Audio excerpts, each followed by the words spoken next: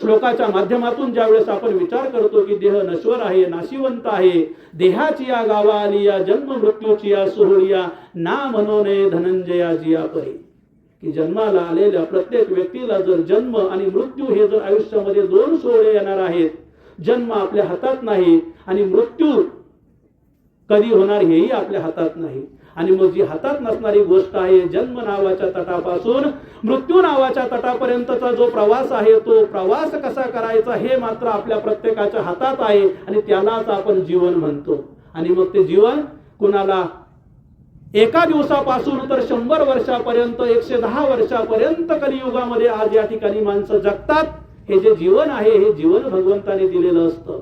आता हे जीवन जगत असताना आई नावाच्या भूमिकेमधून जेव्हा आई नावाचं पात्र त्या ठिकाणी काम करताना आज आईचा दशक्रिया विधी आहे आणि म्हणून त्या निमित्ताने मला बोलणं या ठिकाणी अगत्याचं आहे की जन्म झाला, एखाद्या कुटुंबामध्ये गेलो आणि त्या कुटुंबामध्ये गेल्यानंतर आपल्या वाट्याला जे कर्म आलं, म्हणून तुवा झुंजावे पंडुकुमारा.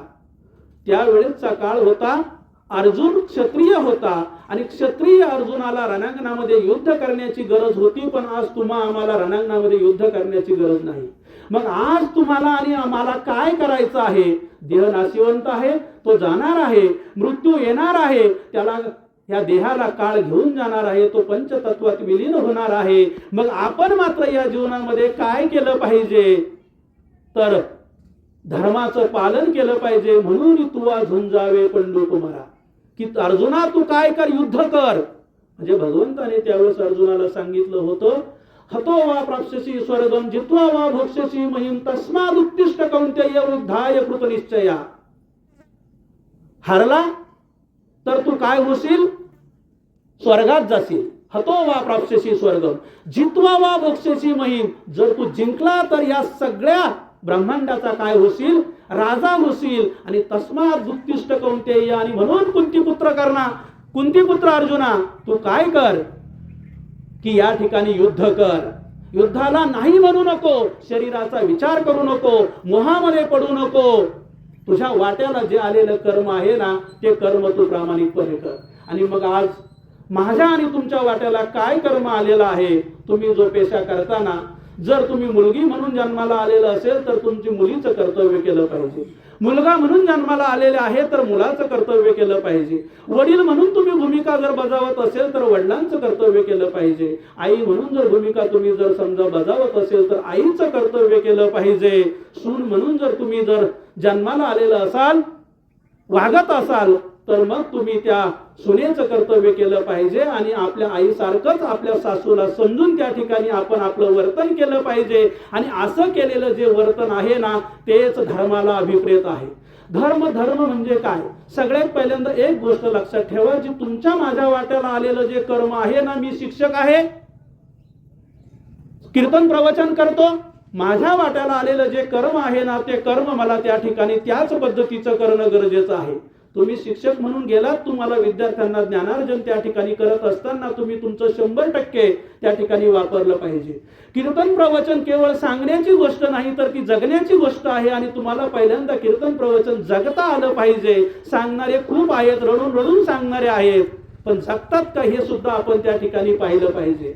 आणि म्हणून जेव्हा आई गेली, आईची भूमिका आपण म्हणतो की मग जर हा देह नाशिवंत आहे, तो जर नश्वर आहे, तर मग आपल्याला त्रास का होतो? आपल्याला त्रास याच्यासाठी होतो की आपण या देहाला इतके चिकटलेलो आहे, इतके बिलगलेलो आहे, इतके याच्यामध्ये एकरूप झालेलो आहे की आपण ते सोडायलाच तयार नाही. तो मोह त्या ठिकाणी आपल्याला त्रास देतो.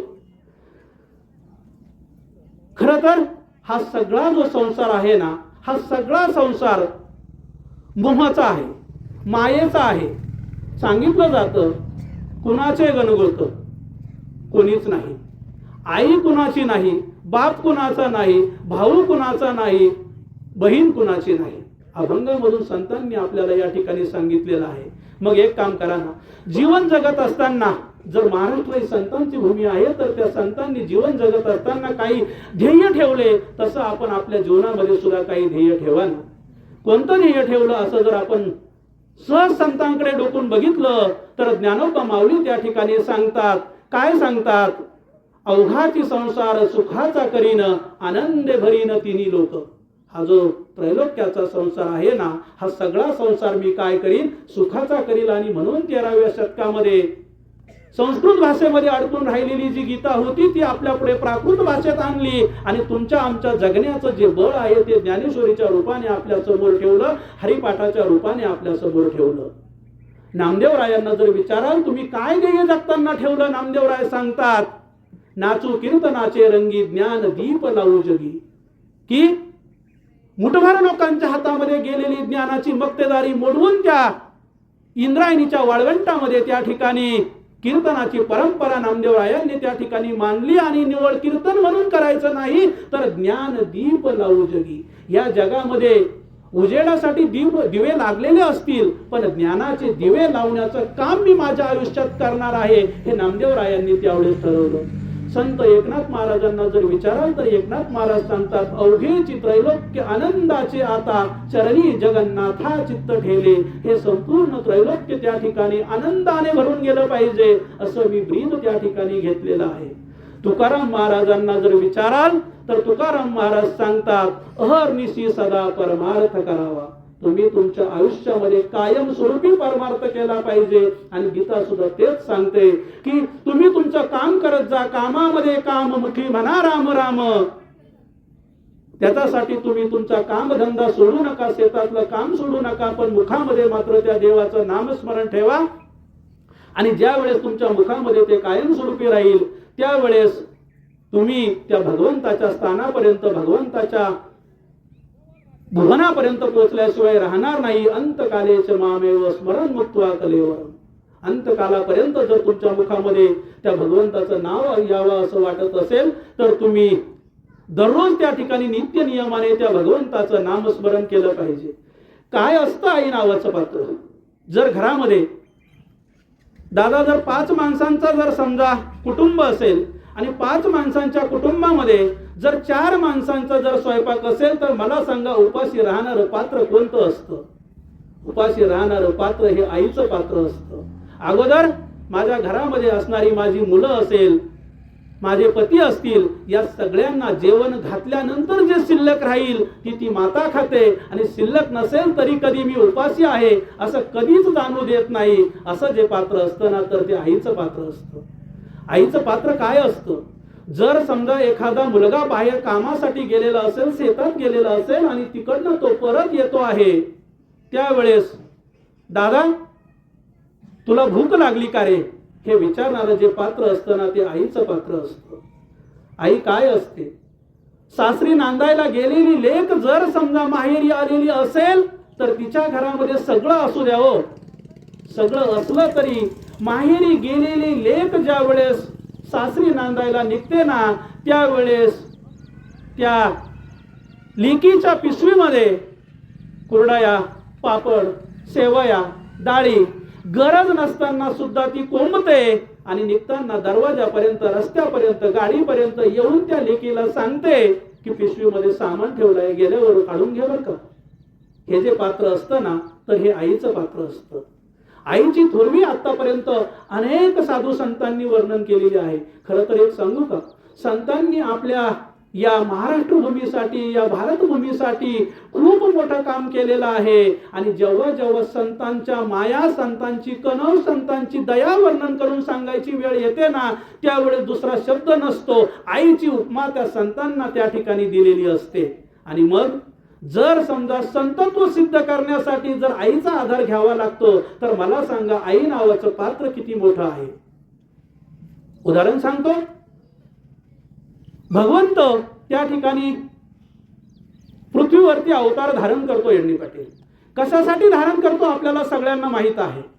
म्हणजे 2 गोष्टी आहे, सज्जन आणि दुर्जन हा जो भेद आहे ना, हा भेद एक वेळेस देवाने केलेला आहे, पण हा भेद संत आणि आई करत नाही. आणि ही गोष्ट मला आपल्याला सांगायची आहे. भेद कसा आहे? गीता आपल्याला सांगते, यदा यदा हि धर्मस्य ग्लानिर्भवति भारत अभ्युत्थानमधर्मस्य तदात्मानं सृजाम्य. जेव्हा जेव्हा धर्मावर ग्लानी येते तेव्हा तेव्हा देव काय करतो? अवतार धारण करतो. कशासाठी? परित्राणाय साधूना विनाशाय च दुष्कृतम, की जे आसुरी प्रवृत्तीचे लोक आहे, जे दुराचारी आहे, जे दुर्जन आहे, त्या दुर्जनांचा संहार करण्यासाठी भगवान अवतार घेतो आणि त्यांचा नायनाट करतो. मला सांगा ना, संतांनी आतापर्यंत असा कुणाचा हातामध्ये शस्त्र घेऊन त्या ठिकाणी नायनाट केलेला आहे? माझ्या माऊलींना ह्या जगाने इतका त्रास दिला. आज ज्या माऊलींना आपण डोक्यावर घेऊन नाचतोय, त्या काळामध्ये त्या माऊलींच्या जोडीमध्ये साधी भिक्षा देण्याचं काम सुद्धा कोणी करत नव्हतं. त्याच माऊलींना ज्या वेळेस त्या ठिकाणी आपल्या गुरूंकडे पसायदान मागायचं होतं, त्यावेळेस त्यांनी सांगितलं की जे खळांची व्यंकटी सांडो, की जे खळ आहे, जे दुर्जन आहे, त्या दुर्जनांमधला वाकडेपणा नष्ट होऊ दे. दुर्जनांना मारायची भाषा त्या ठिकाणी संतांनी वापरलेली नाही. तद्वत आई नावाचं पात्र आहे. एखादा मुलगा त्या ठिकाणी चुकीचा वागत असेल तरी शेवटपर्यंत आई कधीच अशी म्हणत नाही की त्याचं वाटोळं होऊ दे, त्याचा नायनाट होऊ दे. ती आई सांगते की नाही, तो चांगला आहे, तो सुधरेल. एक ना एक दिवस त्याची सुधारण्याची आई आयुष्यभर त्या ठिकाणी वाट पाहत असते. पौराणिक संदर्भ द्यायचे ठरले तर आपल्याला किती पण देता येतील. आपल्याला सगळ्यांना महाभारतातलं एक उदाहरण माहित आहे, ज्याचा मगाशी कौंतेय म्हणून कर्ण असा माझ्याकडनं उल्लेख झालेला होता. हा जो कर्ण आहे ना, हा कर्ण ज्या वेळेस रणांगणामध्ये महाभारताचं 18 दिवसाचं युद्ध त्या ठिकाणी सुरू होतं आणि 18 दिवसाच्या युद्धामध्ये पेशानं पेटून उठलेला होता. कौरवांकडचे अनेक शूरवीर त्या ठिकाणी मरत होते आणि ते मरत असताना त्याने प्रतिज्ञा केली की उद्या पांडवांपैकी एक तरी पांडव या ठिकाणी मी मारल्याशिवाय राहणार नाही. आणि हे जे वाक्य होतं ना, हे वाक्य ऐकलं त्या ठिकाणी कुणी, तर हे कृष्ण भगवंतांनी वाक्य ऐकलं आणि द्वारकेचा राणा पांडवा घरी त्यांच्या सगळ्या पद्धतीच्या गोष्टी निवारण करण्याचं काम मागे पुढे उभा राहे संभाळीत आलिया घात निवाराया, या उक्तीप्रमाणे याचं निवारण केलं पाहिजे, नाही तर उद्या पांडवांपैकी कोणी राहणार नाही. म्हणून तो कुंतीकडे जातो आणि कुंतीला सांगतो की एक काम कर, रात्रीच्या वेळेस तू कर्णाच्या राहुटीमध्ये जा आणि कर्णाकडे पांडवांचं दान माग. त्यावेळेस त्या कुंतीला तो सगळा इतिहास सांगतो की त्याने अशा पद्धतीचं जे वचन घेतलेलं आहे ते जर उद्या सत्य झालं तर पांडवांपैकी एखादा जण उद्या आपल्याला कदाचित दिसणार नाही. एकतर अर्जुन जाऊ शकतो, धर्म जाऊ शकतो, भीम जाऊ शकतो, नकुल जाऊ शकतो किंवा सहदेव जाऊ शकतो. आणि असं जेव्हा कुंतीला सांगितलं तेव्हा त्याच श्रीकृष्णानं एके दिवशी कर्णाला सुद्धा ओळख करून दिलेली होती की तुझी आई कोण आहे, तर ती कुंती आहे. आणि मग कुंती माता त्या ठिकाणी त्या कर्णाच्या राहुटीमध्ये जाते. राहुटीमध्ये गेल्यानंतर ती त्या ठिकाणी आपला पदर पसरते आणि सांगते की मला पांडव दान कर. त्यावेळेस कर्ण त्या कुंती मातेकडे बघतो आणि कुंती मातेला विचारतो की एक सांग, पहिल्यांदा तुला इथं कुणी पाठवलं? त्यावेळेस ती सांगते की नाही, मला कुणी पाठवलं हे महत्वाचं नाही, पण तू पांडव दान कर. त्यावेळेस तो तिला विचारतो की कुंती माते, तुला मुलं किती आहे? त्यावेळेस ती कुंती माता मान खाली घालते आणि मान खाली घालून एक उत्तर देते, तुझ्या सहित 6. असं ज्यावेळेस त्या कुंती मातेनं उत्तर दिलेलं असतं त्यावेळेस कर्ण त्या ठिकाणी कुंती मातेला म्हणतो की जर तुला कृष्णानं पाठवलेलं नसतं आणि तू स्वतः तुझ्या मनानं जर या ठिकाणी आलेली असते तर कदाचित मी याच ठिकाणी माझ्या हातामधलं शस्त्र खाली ठेवलं असतं आणि या युद्धभूमीमधून मी बाजूला निघून गेलेलो असतो. पण तू तुझ्या स्वतःच्या मनानं आलेली नाही. तुला कोणी पाठवलेलं आहे, तर तुला कृष्णानं पाठवलेलं आहे. आणि म्हणून मी तुला वचन देतो की उद्या संध्याकाळ होईपर्यंत तुझ्या मुलांपैकी एका मुलाचा मृत्यू झालेला असेल, मग तो पांडवांपैकी असेल की माझा असेल हे मात्र मी तुला निश्चित सांगू शकणार नाही. दुसरा दिवस उजाडतो, युद्धाला सुरुवात होते. त्या ठिकाणी अर्जुनाचं आणि कर्णाचं घनघोर युद्ध त्या ठिकाणी चालू होतं. आणि चालू असलेलं युद्ध ज्यावेळेस मोक्यावर येतं त्यावेळेस गुरुच्या अभिशापानुसार विद्या त्या ठिकाणी कर्णाला आठवत नाही. त्यांच्या रथाचं चाक त्या ठिकाणी जमिनीमध्ये गाडलं जातो. तो रथातून खाली उतरतो आणि खाली उतरल्यानंतर त्याचा एक हात त्या चाकाला अडकलेला असतो. दुसऱ्या हाताने तोंडामध्ये त्या ठिकाणी त्या धनुष्याची दोरी धरतो आणि अर्जुनावर एका पाठोपाठ एक बाण सोडतो. एक हात अडकलेला असताना दाताने दोरी ओढायची आणि बाण मारायचे, तरी कर्ण त्या ठिकाणी ज्या वेळेस अर्जुनाला आटोपत नव्हता, त्यावेळेस त्या ठिकाणी कृष्णानं काय केलं, कृष्ण पटकन रथावरून ते खाली उतरला, एका ब्राह्मणाचा वेश त्या ठिकाणी धारण केला आणि कर्णाचं जे औदार्य आहे, जे ऐश्वर्य आहे ते म्हणजे दान. आणि मग काय करायचं तर ब्राह्मणाच्या वेशामध्ये त्या युद्धभूमीवरती त्या ठिकाणी कर्णापर्यंत जाऊन कृष्ण ब्राह्मणाच्या वेशात जातो आणि सांगतो की मला दान कर. त्यावेळेस तो सांगतो की अरे मी या चिखलामध्ये पडलेलो आहे, रथाचं एक चाक या ठिकाणी मी उचलून धरलेलं आहे, एका हाताने बाण मारत आहे, दाताने त्या ठिकाणी दोरी ओढत आहे, आज माझ्याकडे या ठिकाणी काय आहे की जे मी तुला दान देऊ शकतो. त्यावेळेस त्या ब्राह्मणाने सांगितलं की एक आहे ना, तुझा एक दात सोन्याचा आहे आणि तो सोन्याचा दात जर तू मला काढून दिला तर तो तुला दान देता येऊ शकतो, तुला द्यायचा नसेल तर देऊ नको. असं म्हटल्यानंतर एका क्षणाचाही विचार न करता ताबडतोब त्या कर्णाने तो दात उपटला आणि त्या ब्राह्मणाला तो दान दिला. पण दात उपटून तो दान देईपर्यंत त्या बाणावरचं दुर्लक्ष झालं आणि अर्जुनाच्या बाणाचा मारा त्या ठिकाणी कर्णावरती आला आणि कर्ण त्या ठिकाणी गतप्राण झाला. मला सांगा, कुंतीला असं कधीच वाटत नव्हतं की कर्ण मरावा, कर्ण मेला पाहिजे हे कोणाला वाटत होतं किंवा त्यासाठी प्रयत्न कुणी केले तर ते भगवंताने केले. का केले? कर्ण चुकीच्या बाजूने युद्ध करत होता हे भगवंताला माहित होतं. अनितीची बाजू आहे कौरवांची आणि जर आज अनितीचा जर विजय झाला तर मग नीतीवर कोणी विश्वास ठेवणार नाही, न्यायावर विश्वास ठेवणार नाही. म्हणून या जगाचा चालक मालक करता जो होता ना, त्या कर्त्याला असं वाटत होतं की कर्ण मेला पाहिजे, त्यासाठी त्याने ब्राह्मणाचा वेश धरून प्रयत्न केले. पण कुंतीला असं कधीच वाटलं नाही की जो लग्नाच्या अगोदर झालेला मुलगा होता, जो धर्माला मान्य नसलेला मुलगा होता, जरी तो जगाला मान्य नव्हता तरी तो माझ्या, तुमच्या भाषेत सांगतो, पोटचा गोळा होता आणि तो पोटचा गोळा मरावा असं कोणत्याच आईला वाटत नाही. इतकं मातृहृदय अतिशय विशाल असतं. गांधारीच्या बाबतीमध्ये तरी काय वेगळं आहे? 100 कौरव होते, कुरुक्षेत्रावरती 99 कौरव त्या ठिकाणी मरून गेलेले होते, एकटा फक्त दुर्योधन शिल्लक राहिलेला होता. दुर्योधन दुराचारी वागत होता, अधर्माने वागत होता. आपल्या आई समान असणारी जी भाऊजाई आहे त्या भाऊजाईला फरफटत त्याने भर सभेमध्ये आणून विवस्त्र करण्याचा प्रयत्न त्या ठिकाणी केलेला होता. हे गांधारीला माहित नव्हतं का?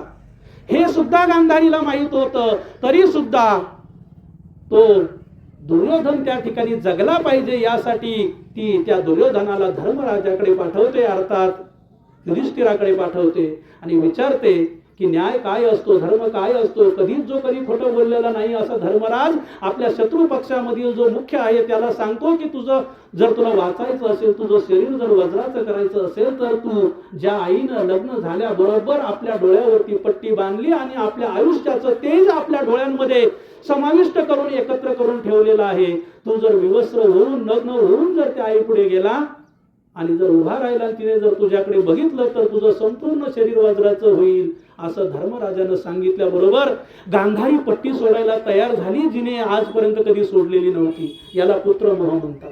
आणि मग ज्यावेळेस तो त्या ठिकाणी येत होता त्यावेळेस सुद्धा काय झालं, पुन्हा कृष्णाने ब्राह्मणाचं रूप धरलं आणि सांगितलं की अरे तू इतका मोठा झाला, तुला पटतं का, तुला तरी हे मान्य आहे का, किमान एक काम कर, लज्जा रक्षणासाठी कमरेला तरी झाडाची पाला बांध. आणि म्हणून दुर्योधन त्या ठिकाणी कमरेला आपली लज्जा रक्षणापुरतं आपली मांडी त्या ठिकाणी झाकतो आणि ज्यावेळेस तिकडे जाते संपूर्ण शरीर त्याचं वज्राचं झालेलं असतं पण तेवढा भाग झालेला नसतो. आणि रणभूमीवर ज्यावेळेस भीमाचं आणि दुर्योधनाचं गदा युद्ध चालू असताना त्यावेळेस तो भगवान श्रीकृष्ण त्या भीमाला सांगतो की जो गदा आहे ना, गदा तिथं मार. म्हणजे त्या मांडीवर खून करून गदा मारण्याचं, कारण गदा युद्धामध्ये कमरेच्या खाली कधी वार करत नाही. पण भगवंताने सांगितलं की या अधर्माचा जर नाश करायचा असेल ना तर तुम्हाला सुद्धा काही गोष्टी बदलाव्या लागतील. आणि म्हणून दुर्योधनाला त्या ठिकाणी मांडीवर वार केला की ज्या मांडीवरती तो द्रौपदीला बसण्यासाठी खून करत होता आणि तो भीमाने पण केलेला होता की एक दिवस तुझ्या हीच मांडी फोडल्याशिवाय राहणार नाही. मला फक्त एकच सांगायचं आहे, दुर्योधन मारला गेला. पण दुर्योधन मरावा असं त्या आईला शेवटपर्यंत कधी वाटलं का? हे मातृहृदय असतं. म्हणजे 2 उदाहरणं फक्त मी यासाठी दिले की आई अशी असते ना की आपला मुलगा कितीही बिघडलं तरी ते कधीतरी सुधरेल ही अपेक्षा त्या ठिकाणी असते. आणि मग मुलांनी तरी का असं करायचं असतं? कधीतरी मुलांना पण असं वाटलं पाहिजे ना की अरे एक वेळ आपल्या आईचे जे विचार आहे ना ते विचार गावंढळ असू शकतात. एक वाक्य माझं लक्षात ठेवा, एक वेळ आईचे विचार गावंढळ असू शकतात, पण आईचं प्रेम मात्र कधीच गावंढळ नसतं. ते निरागस असतं, ते निस्पृह असतं, ते निस्वार्थी असतं, ते निखळ प्रेम असतं. आणि या निखळ प्रेमाला आपण का मुकतो? का त्या आईचं आपल्याला कधीतरी ओझं वाटतं? आणि म्हणून अशा आईच्या कार्यक्रमांमधून गाणे गात बसण्यापेक्षा त्या आईचं जे महत् कर्तव्य आहे ना, ते आपण सगळ्यांनी अधोरेखित या ठिकाणी केलं पाहिजे. आणि आपल्या वाट्याला जे आलेलं आईचं जे कर्तव्य आहे ते कर्तव्य अतिशय निष्ठेनं आपण पूर्ण केलं पाहिजे. आई काय असते? आई असते जन्माची शिदोरी, जी सरतही नाही उरतही नाही, कवी कल्पनांमधून आपण त्या ठिकाणी ऐकलेलं आहे. आणि मग जर ती आयुष्याची शिदोरी म्हणून जर आई असेल आणि शरीर नश्वर असेल, जन्म मृत्यू हे जर अटळ असेल, तर मग आपण या मोहाच्या संसारामधून आपण बाजूला केलं पाहिजे. आपल्याला दुःख का होतं, असं मघाशी मी एक प्रश्न उपस्थित केला होता. आणि तो प्रश्न उपस्थित करताना मी असं बोललो होतो की आपला जो संसाराविषयीची जी आसक्ती आहे, जो मोह आहे ना, तो मोह आपल्याला त्रास देतो. एक साधं उदाहरण देतो. एक आजोबा असतो आणि तो आपल्या नातवाला घेऊन त्या ठिकाणी यात्रेमध्ये जातो. यात्रेमध्ये गेल्यानंतर तो जो नातू असतो ना, तो नातू त्या ठिकाणी त्या आजोबाकडे वेगवेगळ्या पद्धतीने त्या बाजारात विकल्या गेलेल्या ज्या विकणाऱ्या वस्तू आहे त्या वस्तू मागण्याचा प्रयत्न करतो. मी किती लांबू शकतो, पण मला लांबवायचं नाही आहे. माझं असं आहे, सध्या 20-20चा सामना चालतो आणि कमी ओव्हरमध्ये जास्त रन काढले पाहिजे. जेवढं जास्त सांगता आलं तेवढं या निमित्तानं जास्त सांगितलं पाहिजे, असं मला तरी या ठिकाणी प्रामाणिकपणे वाटतं. कारण माझी कर्मभूमी आहे आणि ही जी कर्मभूमी आहे, माझं गाव आहे, माझं शिवार आहे. आणि या शिवारामध्ये त्या साधू संतांच्या चांगल्या शब्दांनी आपण या ठिकाणी काहीतरी सुमनांजली वाहिली पाहिजे. आणि म्हणून तो आजोबा ज्यावेळेस त्या नातवाला सांगतो की अरे हे घेऊ नको, ते घेऊ नको, ते घेऊ नको, शेवट तो नातू म्हणतो, आजोबा एक काम करा ना, आता हे जे साप आहे ना, नकली साप, हा साप तरी विकत घ्या. नातवाचा आग्रह असतो, आजीला आणि आजोबाला तो पूर्ण करावाच लागतो. नातवानं तो साप त्या ठिकाणी विकत घेतला आणि तो नातू तो साप घेऊन घरी आला. घरी आल्या तर आजी पलंगावर झोपलेली होते आणि मग नातू काय असतो, बिलंदरच असतो. त्या नातवानं तो साप आणला आणि साप आणल्यानंतर मग काय केलं, आजी आता शांत झोपेल ना, मग तो जो साप होता ना, तो आजीच्या गोधडीमध्ये सोडून दिला. आजीला जाग आली आणि आजीला जाग आल्यानंतर मग काय झालं, त्या आजीचा जो हात होता ना, तर तो त्या नकली सापावर पडला. हाताला काहीतरी लागलं. बरं, तो नकली साप असा हात लागला की वळवळ करतात, त्याची मणी असतात बघा, अशा हातात दाळा. चांगला सापा म्हणजे जिवंत सापापेक्षा सुद्धा जास्त हालचाल करतो. आणि मग तो नकली साप हल्ल्यानंतर आईला जाग आली आणि तिने जेव्हा बघितलं की आपल्या हातामध्ये साप आलेला आहे, तिला पलंगावरून खाली उतरता येत नव्हतं, पण दुसऱ्याच सेकंदामध्ये तिने पलंगावरून डायरेक्ट खाली उडी मारली. घडलं असं की तिचे पाय धड नव्हते. त्या सापाच्या भीतीमुळे ती पलंगावरून खाली पडली आणि खाली पडल्यामुळे तिचा एक पाय मोडला. आता मला सांगा, या ठिकाणी तिचा पाय मोडला हे खरं होतं की साप खरा होता? पाय मोडला हे खरं होतं. तो साप खरा होता का? तसाच संसार आहे. संसार खरा नाहीये, तो खरा आपल्याला वाटतोय. मी गेल्यावर काय होईल म्हणून बघा, सगळं तयार आहे. लाकडं तयार आहे, जाळणारे तयार आहे, त्याच्यावरती अनेक पद्धतीचे आता वेगवेगळे शोध लागलेले आहे. जाळण्यासाठी घरापर्यंत माणसं येण्यासाठी सुद्धा तयार आहे, वाजत गाजत नेण्यासाठी सुद्धा तयार आहे. आणि मग आपल्याला या शरीराचा जो मोह झालेला आहे ना, तो मोह आपल्याला पहिल्यांदा दूर करता आला पाहिजे. प्रके यात्रेच्या संदर्भाने आईचं एक उदाहरण आपल्या पुढे ठेवतो. 1954 साली श्यामची आई नावाचा चित्रपट त्या ठिकाणी येऊन गेला. साने गुरुजींनी 1950 साली आपली जीवन यात्रा संपवली आणि 1954 प्रके यात्रेंनी श्यामची आई नावाचा चित्रपट काढला. त्याला राष्ट्रपती पारितोषिक मिळालं. हे राष्ट्रपती पारितोषिकाचं जे वितरण होतं ना, हे दिल्लीला त्या ठिकाणी राष्ट्रपती भवनात होणार होतं. आणि प्रके यात्रेंना या ठिकाणी इकडे निरोप आला की तू प्रके एक काम करा, तुम्ही दिल्लीला या.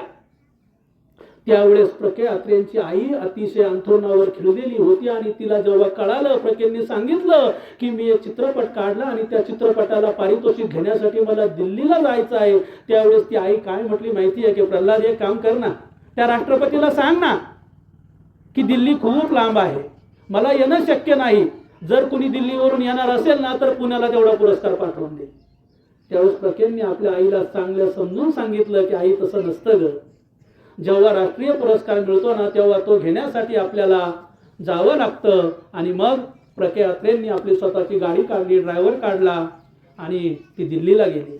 दिल्लीला गेल्यानंतर त्यांनी तो पुरस्काराचा स्वीकार केला. पुरस्कार खूप मोठा होता तो. त्या पुरस्काराचा स्वीकार केला आणि स्वीकार केल्यानंतर तिथून ते परत निघाले. पण जाताना ज्यावेळेस प्रके अत्रे दिल्लीला निघाले होते ना त्यावेळेस आईने एक इच्छा प्रकट केलेली होती की प्रल्हाद, तू जेव्हा हा पुरस्कार घेऊन येशील, पुण्याला येशील, त्यावेळेस एक काम कर ना, मला एकदा काशीला घेऊन जा, असं त्या प्रकेंना आईने सांगितलेलं होतं. आणि पुरस्कार वितरण संपल्यानंतर ज्यावेळेस प्रके अत्रे त्या ठिकाणावर निघाले, रस्त्यात असताना एक मुक्काम होणार होता आणि मुक्कामाच्या ठिकाणापर्यंत ते येऊन पोहोचले. त्यावेळेस रस्त्यात त्यांना निरोप मिळाला की आई गेली. आई गेल्याचं त्यांना अतिशय दुःख झालं. खरंच सांगतो ना, ज्यांच्या आयुष्यामध्ये आई असती ना ते अतिशय खूप महान असतात, खूप मोठे असतात. तुम्हाला सगळ्यांना माहित आहे, इथं बसलेले 75% लोक, 90% लोक मला सगळेजण ओळखतात की मी 9 महिन्याचा असताना माझी आई वारली आणि त्यामुळे आईचं प्रेम काय असतं ना खरंच मला माहित नाही. पण मावशीनं जे माझ्यावर प्रेम केलं ना तर त्याच्यातून मी कुठंतरी कल्पना करू शकतो की आईचं प्रेम काय असतं. आणि मग त्या प्रके अत्रे त्या ठिकाणी त्या गाडीतून खाली उतरले आणि धाय मोकळून रडायला लागले की माझी आई गेली, मी काय करू. त्यावेळेस त्यांच्या बरोबर आलेल्या लोकांनी सांगितलं की प्रके, अहो तुम्ही मोठे आहात, तुम्हाला माहित आहे जन्म आणि मृत्यू येणार आहे. आणि मग तुमच्या आईचं वय पण झालेलं होतं. खरं सांगतो ना, ज्या दिवशी सर्व आईंचं या ठिकाणी निधन झालं ना त्यावेळेस त्यांचे 2 मुलं माझ्या सोबत होते आणि आम्ही श्रीरामपूरवरून येत होतो. त्यांचा जो नातू होता ना त्या नातवाला दवाखान्यामध्ये त्या ठिकाणी 2 मुलं घेऊन गेलेले होते. एक आहे हिरामन मास्तर आणि दुसरा आहे गोऱ्या तात्या. खरं तर बाळू काका तिथं आदल्या 2 दिवस होता, मी सोडायला पण गेलेलो होतो. पण फक्त एक माणसाची बदली करून आईजवळ कुणीतरी असलं पाहिजे म्हणून बाळू काकाला घरी पाठवलं.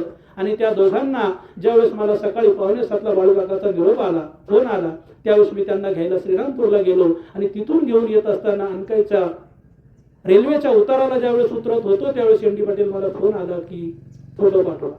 फोटो पाठवा म्हटल्यानंतर काय झालं असेल याची कल्पना सगळ्यांना माहीत होती. आणि ज्या 2 मुलांनी त्या ठिकाणी टाहू फोडला ना त्यावेळेस मास्तरनं एक वाक्य त्या ठिकाणी वापरलं. ते वाक्य आई सोडून गेल्याचं नव्हतं, ते वाक्य असं होतं की आज माझ्या आईला होणारा त्रास या ठिकाणी संपला.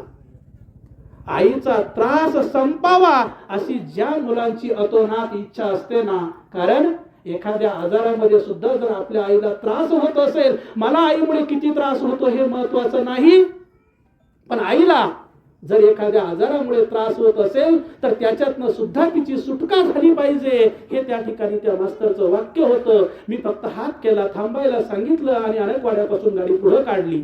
तद्वत प्रके अत्रेंना इतर जण समजून सांगत होते की नका तुम्ही असं करू. प्रकेंनी सांगितलं की तुम्हाला काय सांगावं, राष्ट्रपतीने माझा या ठिकाणी सन्मान केला हे महत्वाचं नव्हतं. इथून गेल्यानंतर माझ्या आईनं माझ्या गालाचे पापे घेतले असते, माझ्या पाठीवरून हात फिरवला असताना तो माझ्यासाठी सर्वात मोठा पुरस्कार होता. प्रके घरी आले, सगळ्या विधी केल्या, हस्तिकलश घेतला आणि आईची अंतिम इच्छा पूर्ण करायची म्हणून त्यांनी तो हस्तिकलश काशीला घेऊन गेले. आणि काशीला गेल्यानंतर त्यांनी तो गंगेमध्ये तो कलश समर्पित केला. समर्पित करत असताना त्या कलशाला समोर धरून प्रके धाय मोकळून रडत होते. ते रडत असताना तिथल्या लोकांनी विचारलं, कारण प्रकेंना अख्खा भारत ओळखीचा होता. प्रकेंना विचारलं की तुम्ही का रडतात. त्यावेळेस त्यांनी सांगितलं की आज माझ्याकडे सर्व आहे, माझ्याकडे गाडी आहे, माझ्याकडे बंगला आहे, माझ्याकडे मुलं आहे, मान आहे, सन्मान आहे, पद आहे, प्रतिष्ठा आहे, पण आज माझ्याकडे आई नाही, आज मी शून्य झालो असं म्हणून प्रकेंनी डोक्याला हात लावला आणि त्या गंगेच्या काठावरती आईचा अस्थि कलश समर्पित करत असताना त्या गंगेला आपल्या अश्रूंनी त्या ठिकाणी साश्रू नयनांनी अखेरचा निरोप त्या आईला दिला. हे असतं आईचं प्रेम. आणि मग ही जी आईची माया असते, ही आईची माया आपल्याला सदोदित प्रेरित करत असते. ज्यावेळेस आईच्या संदर्भाने सांगायचं ठरतं आणि मृत्यू हे जे शाश्वत आहे, किती वेळात थांबायचं मला फक्त सांगा. एक 10 वाजेपर्यंत जर अशा पद्धतीने सासरू नयनांनी जो निरोप आहे तो निरोप त्या ठिकाणी आईच्या संदर्भाने दिला जातो. एक विधवा माता असते, आपल्या मुलाला तिने अतिशय पोटतिडकीने सांभाळलेलं असतं आणि सांभाळलेली माता एक दिवस त्याला यात्रेमध्ये घेऊन जाते. आईची उणीव माणसाला केव्हा भासते एका प्रसंगातून फक्त आपल्या पुढे मांडतो. ज्यावेळेस ती आई आपल्या मुलाला घेऊन त्या ठिकाणी यात्रेत गेली, जन्माला येण्यापूर्वी वडील निघून गेलेले होते आणि मुलाला अतिशय प्रेमाने सांभाळलेलं होतं. अशी आई यात्रेत गेल्यानंतर ते मुलगा म्हणतं, आई मला गोडीशेव दे. ती म्हणते, बाळा माझ्याकडे 1 रुपया सुद्धा नाही रे, मी तुला गोडीशेव नाही देऊ शकत. तो मुलगा म्हणतो, आई मला फुगा तरी दे. नाही रे बाळा, मी फुगा पण नाही देऊ शकत. ती आई शेवटी ते बाळ पुढं जातं. एक पिपाणी वाजवणारा असतो आणि मुलांना पिपाणीचं अट्रॅक्शन असतं आणि मग त्या पिपाणीचा जेव्हा आवाज येतो त्यावेळेस ती म्हणतात, आता पिपाणी तरी दे. ती म्हणते, बाळा तुझी शपथ, मी तुला काहीच देऊ शकत नाही. आणि मग ज्यावेळेस असं ती बाळ रडत असतं, आई त्याला घेऊन रडत असते, त्याच वेळेस एक दिंडी त्या ठिकाणाहून जात असते आणि दिंडी जात असताना त्या आईची आणि बाळाची चुकामुक होते. ते बाळ त्या दिंडीमध्ये हरवतं आणि ते बाळ बरंच अंतर पुढे चालून जातं. ते चालून गेल्यानंतर ज्यावेळेस एक त्याच्या लक्षात येतं की आपली आई आपल्या जवळ नाही, ते बाळ जोराने रडायला लागतं. एक सद्गृहस्थ त्या ठिकाणी जवळ येतो आणि तो त्याला सांगतो की काय झालं बाळा, तुझी आई मी तुला भेटून देतो, पण तोपर्यंत तू शांत बस. आणि मग त्या बाळाला तो जवळ घेतो आणि सांगतो की थांब, आई सापडेपर्यंत तरी तू शांत बस. त्यावेळेस तो सद्गृहस्थ त्या बाळाला सांगतो की एक काम कर, तोपर्यंत तुला गोडीशेव देऊ का? नका काका, मला गोडीशेव लागत नाही. तोपर्यंत तुला फुगा देऊ का? नका काका, मला फुगाही लागत नाही. तोपर्यंत मी तुला एखादी पिपाणी देऊ का? नका काका, मला पिपाणी पण लागत नाही.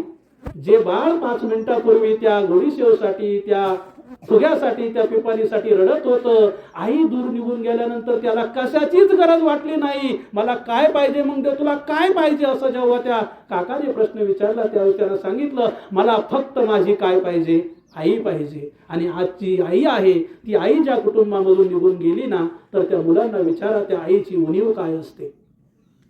छत्रपती शिवाजी महाराजांच्या प्रसंगाने मी या ठिकाणी आजच्या सेवेचा शेवट करतो.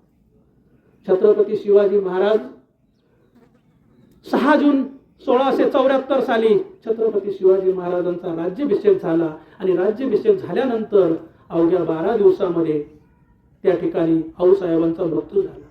आऊसाहेब गेल्यानंतर छत्रपती शिवाजी महाराजांभोवती सगळ्या मंत्रिमंडळाचं त्या ठिकाणी कडर होतं. सगळेजण म्हणजे समजून सांगत होते, पण छत्रपती शिवाजी महाराज धाय मोकळून त्या ठिकाणी रडत होते आणि म्हणत होते की गड्यांनो, आज माझी आऊ गेली. त्यावेळेस सगळेजण पुन्हा जन्म आणि मृत्यूचं पुन्हा चक्र सांगायला लागले. त्यावेळेस त्यांनी सांगितलं की अरे, आजपर्यंत माझं एवढं अख्खं आयुष्य गेलं, त्या अख्ख्या आयुष्यामध्ये मी एवढ्या लढाया केल्या, पण या सगळ्या लढाया करत असताना मी ज्यावेळेस विजयी होऊन यायचो, पराक्रम करून यायचो, त्यावेळेस या गडावर येत असताना माझ्या ज्या पत्नी होत्या ना, त्या पत्नी हातामध्ये त्या ठिकाणी ताट घेऊन यायच्या आणि ताट घेऊन माझं औक्षण त्या ठिकाणी करायच्या. नक्की माझा सन्मान होता, पण दरवाजाच्या आतमध्ये गेल्यानंतर जी आऊ होते ना, तर ती आऊ त्या ठिकाणी पहिल्यांदा माझ्या गालावरून हात फिरवायची, माझ्या पाठीवर शाबासकीची थाप द्यायची आणि मला विचारायची, शोभा दमलास का रे, खूप त्रास झाला का तुला? आणि हे सांगणारं, हे म्हणणारा जो हात होता ना, तो हात आज माझ्या पाठीवरचा निघून गेलेला आहे. इतकं आई जाण्याचं त्या ठिकाणी शिवाजी राजांनी दुःख व्यक्त केलं. आणि मग जर आईचं प्रेम इतकं जर श्रेष्ठ असेल आणि आपला देह जर नश्वर असेल, तर मग आपण या देहाच्या पाठीमागे लागून का आपण आपल्या आईवडिलांची सेवा करत नाही? प्रत्येकाने आपल्या वाट्याला आलेलं जे कर्म आहे ते कर्म पहिल्यांदा प्राधान्यक्रमाने घेतलं पाहिजे आणि आई वडिलांची सेवा केली पाहिजे. जन्माचा सोहळा आपल्या हातात नसतो, पण मृत्यूचा सोहळा करणं एन.डी. पाटील आपल्या हातात असतं. आणि जर मृत्यूचा सोहळा करायचा असेल तर पहिल्यांदा सत्कर्म करा, चांगली कर्म करा. आपल्या वाट्याला जी जी कामं आलेली आहेत ती कामं तुम्ही प्रामाणिकपणे पार पाडा. मृत्यूची तयारी करा गड्यांनो. जर तुम्हाला कुठं गावाला जायचं असेल तर तुम्ही काय करतात? बॅग भरतात. बॅगेत काय काय लागतं ते सगळं आपण बॅगेत भरतो, पण आपण ह्या प्रवासाला आपण आलेलो आहे. जीवन हा एक प्रवास आहे आणि या प्रवासाला आपण आलो. आपल्या हातात रिकामी बॅग आहे. या आयुष्यामध्ये त्या बॅगेमध्ये असं सामान भरा, असं सत्कर्माची पोतडी आपल्याजवळ भरा की ती पोतडी घेऊन आपल्याला आपला अखेरचा प्रवास त्या ठिकाणी संपन्न करता आला पाहिजे. दरेगाववरून मनमाड आणि मनमाडवरून दरेगाव. एखादा माणूस बाजारासाठी त्या ठिकाणी मनमाडला जातो आणि बाजार आटोपला की परत येतो. तुम्ही आम्ही या मृत्यू लोकामध्ये बाजारासाठी आलेलो आहे. इथं राहून तुम्हाला आनंद जरूर घ्यायचा आहे, पण तो आनंद घेत असताना जी सत्सद विवेक बुद्धीची जी प्रेरणी आहे ना, ती सुद्धा तुम्हाला या ठिकाणी करायची आहे. जर तुम्हाला इथून मनमाडला गेले आणि सांगितलं की मनमाडला तुम्ही, आता मागे आपल्या दरेगावच्या ग्रुपला असा अनेक जोडपे होते की जे चारीधाम यात्रेला गेले. मला सांगा, चारीधाम यात्रेला गेल्यानंतर ते किती वर्ष तिथं राहिले? 10 दिवस, 20 दिवस, 50 दिवस, महिनाभर राहिले आणि ते शेवटी कुठं आले? बाबा मला एक सांगा, दरेगावला ज्यावेळेस ते परत आले त्यावेळेस त्यांच्या चेहऱ्यावर दुःख होतं का आनंद होतं? आनंद होता. मग आपल्या घरी येण्याचा जर आपल्याला एवढा आनंद होत असेल तर मग आपण कुठून आलेलो? आपण जर समजा त्या भगवंताकडून इथपर्यंत आलेलो आहे, इथं येऊन जर समजा आपण आपला प्रवास पूर्ण केलेला आहे, तर मग इथून त्या भगवंताकडे जाण्यासाठी आपण दुःखित अंतकरणाने तरी का जायचं? तुमच्या आमच्या वाट्याला आलेलं जेवढं आयुष्य आहे ते अतिशय आनंदाने जगा. आज ज्या सर्व आई गेलेल्या आहे त्या 80 वर्ष जगल्या. आपण सगळ्यांनी शब्दांच्या रूपाने शब्दांजली, सुमनांच्या रूपाने सुमनांजली, भावाच्या रूपाने भावांजली, आदराच्या रूपाने आदरांजली, श्रद्धेच्या रूपाने श्रद्धांजली आणि आता जे थोड्याच वेळात या ठिकाणी होणार आहे त्या तिळेच्या रूपाने तिलांजली अर्पण करूया. त्या मातेला, त्या भगवंताजवळ सद्गती प्राप्त व्हावी अशी आपण सगळ्यांनी या ठिकाणी मनोमन इच्छा व्यक्त करूया. पगार परिवाराने आपल्या आईचा सांभाळ करत असताना 4 मुलं, 4 सुना, सगळे नातवंड, एक लेक, गोकुळ गांगुर्डे नावाचा एक मुलासारखा जावई, त्यांच्या पोटी आलेला त्यांचा मुलगा आणि त्यांच्या 3 कन्या पतवंड, ह्या सगळ्यांनी आईच्या प्रती जो सद्भाव या ठिकाणी दाखवला, तोच सद्भाव आपण आपल्या कुटुंबाप्रती, आपल्या नातेवाईकांप्रती, आपल्या आई वडिलांप्रती सर्वांनी अर्पण करावा अशी मी त्या पांडुरंग परमात्म्याला विनंती करून त्याला स्मरून आपल्या सगळ्यांच्या पायाशी नतमस्तक होतो. आणि या विधीसाठी सामाजिक, शैक्षणिक, राजकीय, धार्मिक, गावामधील सगळे गणगोत, इष्टमित्र, कृषी क्षेत्रातील, राजकारणामधील जे सगळे महनीय व्यक्ती मान्यवर आलेले आहेत त्यांचा सुद्धा नामोल्लेख या ठिकाणी न करता केवळ त्यांच्या प्रति कृतज्ञता भाव व्यक्त करतो आणि या आईच्या आत्म्याला सद्गती प्राप्त व्हावी अशी त्या पांडुरंग परमात्म्याच्या चरणी दरेगावचं वैभव, दरेगावचं ग्रामदैवत चैतन्य कानिफनाथाच्या चरणी या ठिकाणी मनापासून सद्भाव व्यक्त करतो, प्रार्थना करतो आणि माझ्या सेवेला पूर्णविराम देतो. कुंडलिक वरदा हरी विठ्ठल, श्री ज्ञानदेव तुकाराम, पंढरीनाथ भगवान की जय, माऊली ज्ञानेश्वर महाराज की जय, जगद्गुरु तुकाराम महाराज की जय. जागर फक्त चप्पल काढून ठेवा पायातली. आता विश्वात्मके देवे येणे वाग्यज्ञ तोषावे, तोषोनी मग द्यावे पसाय दान हे. जे खळांची व्यंकटी सांडो तया सत्कर्मी रती वाढो, भूता परस्परे पडो मैत्र जीवांचे, दुरितांचे तिमिर जाओ, विश्व स्वधर्म सूर्य पाहो, जो जे वांछील तो ते लाहो प्राणी जात. वर्षत सकळ मंगळी ईश्वर निष्ठांची मांदियाळी, अनवरत भूमंडळी भेट तुया भूता. सदा कल्पतरूचे आरव चेतना चिंतामणीचे गाव, बोलती जे अर्णव पियुषांचे, चंद्रमे जे अलांछन मार्तंड जे तापहीन, ते सर्वाही सदा सज्जन सोयरे होतू. किंबहुना सर्व सुखी पूर्ण होऊन तिही लोकी, भजी जो आदि पुरुषी अखंडित आणि ग्रंथोपजीविये, विशेषी लोकीये दृष्टादृष्ट विजय होवावे जी. एत म्हणे श्री विश्वेश्वरावो, हा होईल दान पसावो, येणे वरे ज्ञानदेव सुखिया झाला, येणे वरे ज्ञानदेव सुखिया झाला, येणे वरे ज्ञानदेव सुखिया झाला. विठ्ठल विठ्ठल विठ्ठल विठ्ठल विठ्ठल विठ्ठल विठ्ठल विठ्ठल.